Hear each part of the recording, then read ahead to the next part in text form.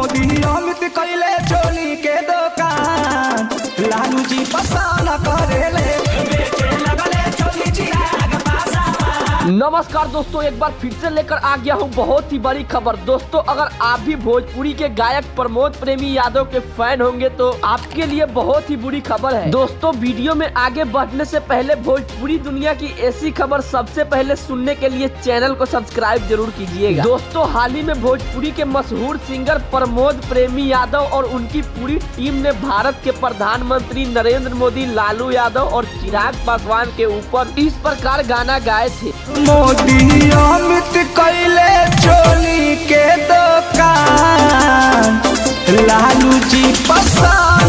जिसके बाद बिहार के उप मुख्यमंत्री तेजस्वी यादव ने प्रमोद प्रेमी के ऊपर बहुत ही बड़ा कार्रवाई किए हैं। दोस्तों, तेजस्वी यादव ने कहा है कि किसी भी नेता के ऊपर ऐसा गंदा गाना नहीं गाना चाहिए और हम ऐसे गाना गाने वाले के ऊपर कानूनी कार्रवाई करेंगे। जिसके बाद प्रमोद प्रेमी यादव ने लाइव आकर सभी से माफी मांगे हैं। तो दोस्तों, आपको क्या लगता है, प्रमोद प्रेमी को ऐसा गाना गाना चाहिए कि नहीं? नीचे कमेंट करके जरूर बताइएगा।